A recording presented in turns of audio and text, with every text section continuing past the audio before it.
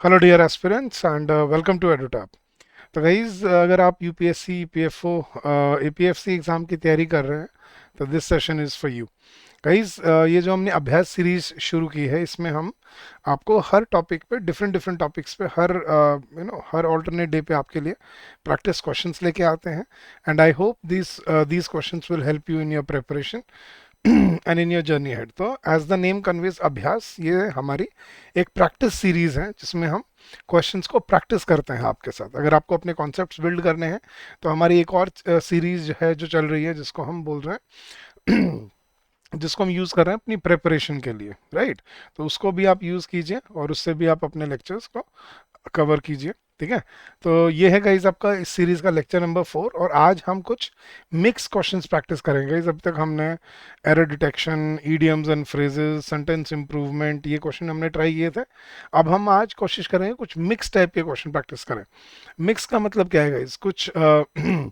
कुछ टॉपिक्स जो idioms and phrases पे बेस्ड हैं, कुछ जो आपके सिनोनिम एंटोनिम पे बेस्ड हैं, कुछ जो आपके ग्रामर पे बेस्ड हैं, एरर डिटेक्शन पे। तो आज कुछ अलग तरह के क्वेश्चन प्रैक्टिस करेंगे। तो चलिए गाइज जल्दी से वीडियो को लाइक कर लीजिए और सब्सक्राइब कर लीजिए अगर आप यहाँ नए हैं तो। और गाइज ये स्टार्ट करने से पहले मैं आपको एक बार अपने स्पेशल कोर्सेज के बारे में बता देता हूँ गाइज। अगर आप अपने एपीएफसी की तैयारी कर रहे हैं, देखो गाइज एपीएफसी कोई छोटी जॉब नहीं है, ठीक है। प्रोविडेंट फंड कमिश्नर, ठीक है, असिस्टेंट प्रोविडेंट फंड कमिश्नर।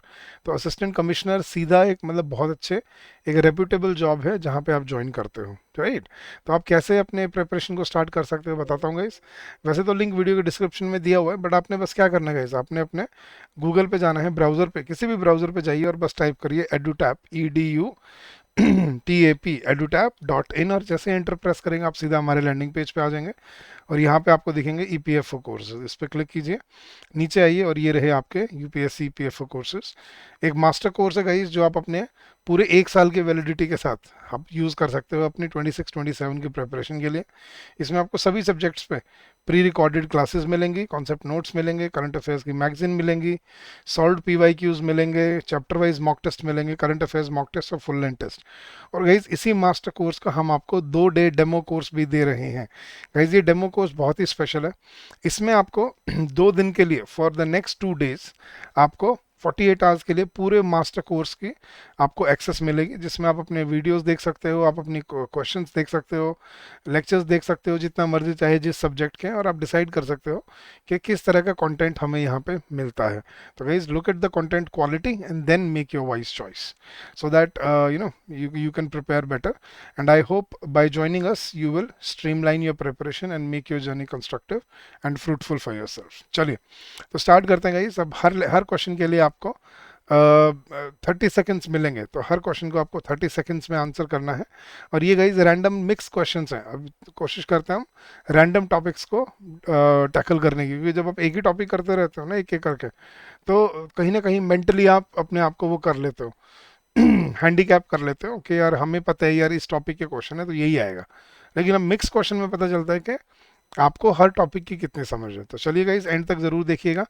और गाइज एंड में मैं आपको होमवर्क क्वेश्चन भी दूंगा एक, जिसका आंसर आपने मुझे इसी वीडियो के कमेंट सेक्शन में देना है। चलिए तो स्टार्ट करते हैं। पहला क्वेश्चन है हमारे सामने।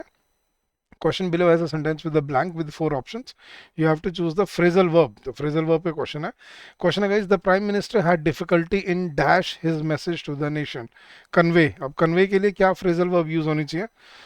The prime minister had difficulty in getting through, getting across, getting out या getting on. गाइज आप भी ट्राई कीजिए क्वेश्चन से, अपने आंसर को नोट कीजिए और देखिए आप ठीक सोच रहे हो या आपको किसी क्वेश्चन में गलती मिलती है तो, और अपना स्कोर भी मुझे इस वीडियो के कमेंट सेक्शन में ज़रूर बताइएगा।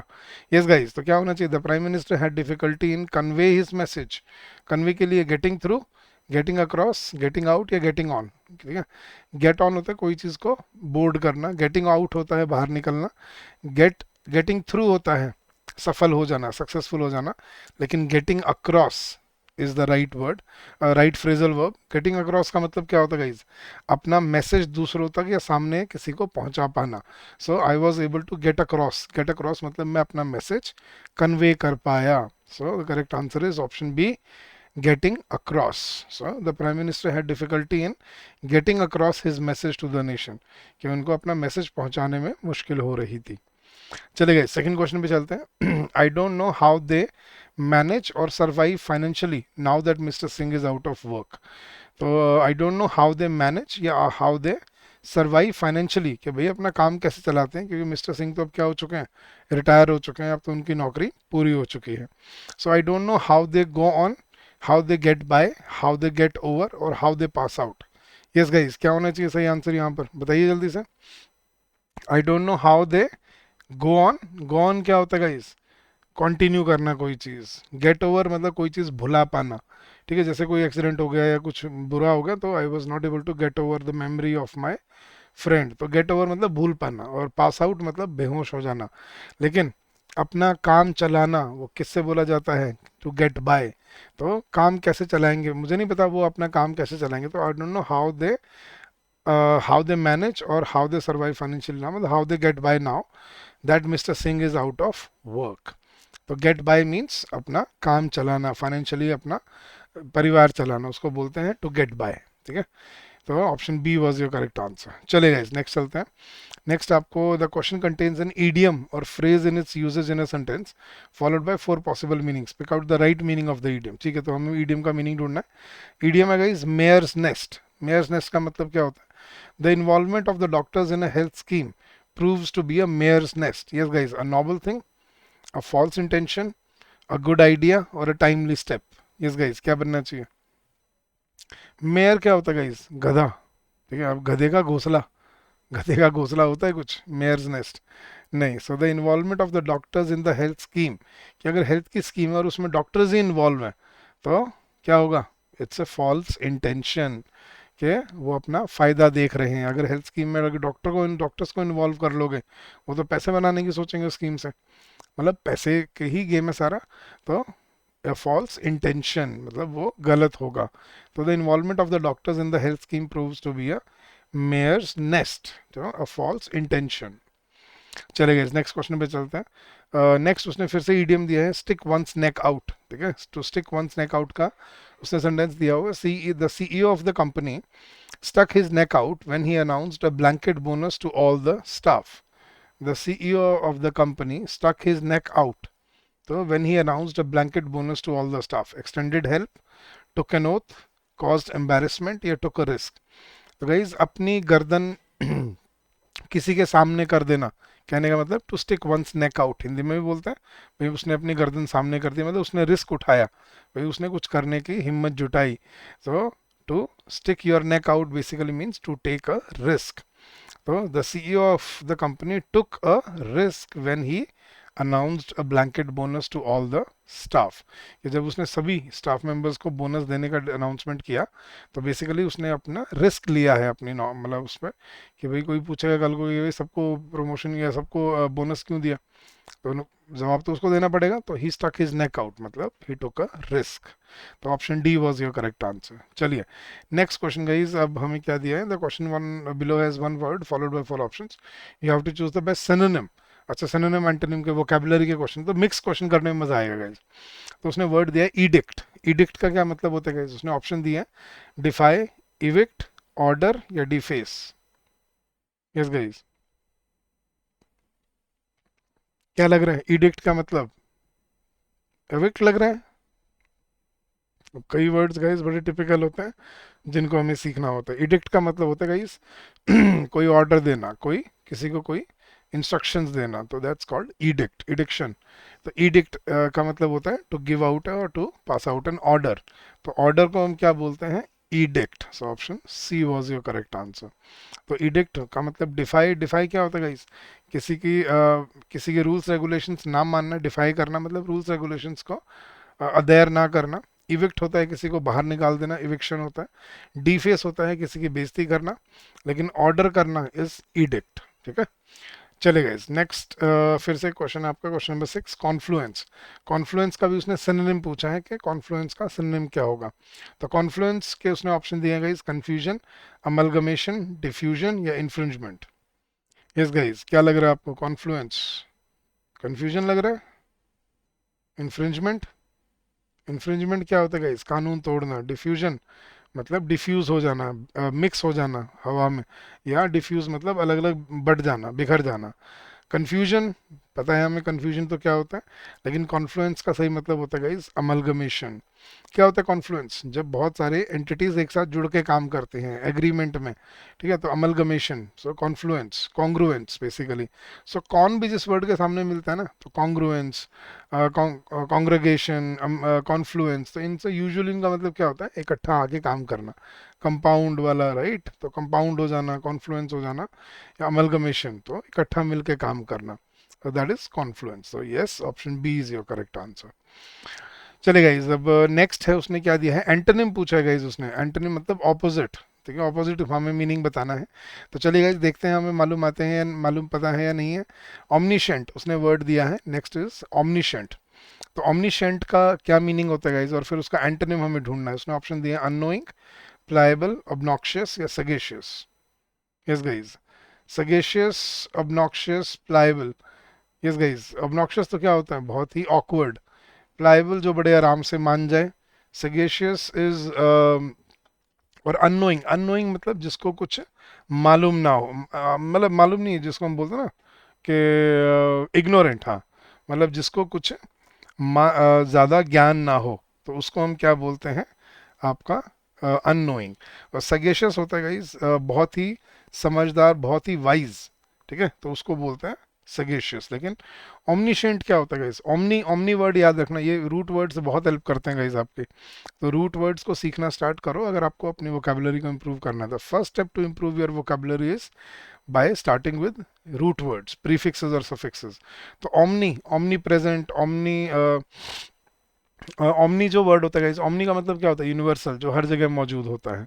सो omni, omni present, omni, omni, omniscient. तो ओमनिशेंट मतलब जो सबको मालूम है, जो सबको ज्ञात है, जिसके बारे में सबको पता है। जैसे मैं बोलता हूँ गॉड इज ऑमनिशेंट, कि भगवान के बारे में सब सब जानते हैं, सबको मालूम है भगवान कौन है, क्या है। लेकिन उसका ऑपोजिट क्या होगा, अननोइंग, मतलब जिसको कोई नहीं जानता, या जिसको लोगों को जिसकी समझ नहीं है, तो दैट इज ऑपोजिट ऑफ ऑमनिशेंट। तो ऑमनिशेंट क्या होता है, ऑमनी मतलब हर जगह, और शेंट मतलब जिसकी नॉलेज है, और अननोइंग जिसको कोई नहीं जानता। So opposite of omniscient is unknowing, ठीक है। चलेगा, इस नेक्स्ट वर्ड है, उसको एंटोनिम हमें बताना है, ऑपोजिट बताना है, नेटल। यस गाइस, नेटल का हमें ऑपोजिट बताना है। तो उसने ऑप्शन दिए हैं प्लीज, डेलीगेट, डिवॉल्व या कंसाइन। यस गाइस, क्या होना चाहिए, नेटल। कंसाइन तो गाइस किसी को कोई काम असाइन कर देना। डिवॉल्व ऑपोजिट होता है इवॉल्व का, इवॉल्व होता है आगे, डिवॉल्व होता है पीछे, मतलब कोई चीज़ खराब हो जाती है, डिवॉल्व, डेवोल्यूशन। डेलीगेट होता है किसी काम को किसी को दे देना, भाई ये काम तुम्हें करना है, डेलीगेट करना। लेकिन नेटल का सही ऑपोजिट बनता है प्लीज। नेटल क्या होता है गाइस, किसी को इरिटेट करना, परेशान करना, तंग कर देना, दैट्स कॉल्ड नेटल। और उसका ऑपोजिट क्या बनेगा, प्लीज, किसी को खुश करना, किसी को प्रसन्न करना, तो दैट इज नेटल। तो opposite of nettle is please. Nettle क्या होता है, परेशान करना, और परेशान करना, इरिटेट करने का ऑपोजिट को हम क्या बोलते हैं, किसी को खुश करना, प्लीज करना। तो yes, option A is your correct answer. Next question guys. अच्छा, कुछ नए टाइप के क्वेश्चन हैं। The question below contains a sentence followed by options which have sub parts. You need to select the option which contains grammatical error. अच्छा, error detection की question है। If there is no error you are required to select option D. ठीक है, तो guys हमें error ढूंढना है sentence में। सेंटेंस है guys, fossil fuels are non renewable. This mean that nature cannot recreate them as fast as people are using them up to date. Yes guys, तो कहाँ पे गलती है, पढ़िए सेंटेंस को जल्दी से और बताइए यहाँ पे कहाँ पे एरर है। Fossil fuels are non renewable, fossil fuels को हम दोबारा नहीं क्रिएट कर सकते, एक बार जल गए जल गए। This mean that nature can not recreate them as fast as people are using them up today. तो जितना तेज हम फॉसिल फ्यूल्स को यूज कर रहे हैं, उतनी जल्दी से वो बन नहीं पाएंगे। तो क्या होना चाहिए गाइज, इस गाइज गलती कहाँ पर है मालूम है, मुझे तो गलती दिख गई थी, गलती है यहाँ पर बी पार्ट में। क्या गलती है guys, fossil fuels are non renewable.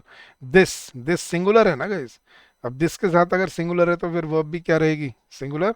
This mean that या दिस मीन्स दैट, क्या आना चाहिए गाइस यहाँ पर, दिस मीन दैट या दिस मीन्स दैट। तो this means that nature cannot recreate them as fast as people are using them up today. तो यहाँ पे दिस मीन दैट की जगह क्या आना चाहिए था, दिस मीन्स दैट। तो मीन की जगह क्या होना चाहिए था गाइस यहाँ पर, मीन्स, क्योंकि दिस सिंगुलर है और सिंगुलर बनाने के लिए हमें वर्ब में क्या करना पड़ता है, वर्ब में हमें एस ई एस ऐड करना पड़ता है। तो it means, this means, that means, तो ये सिंगुलर होते हैं तो मीन्स बोला जाता है। और लास्ट क्वेश्चन गाइज, अच्छा इसका आंसर ऑप्शन बी हो गया, ये तो करेक्ट है।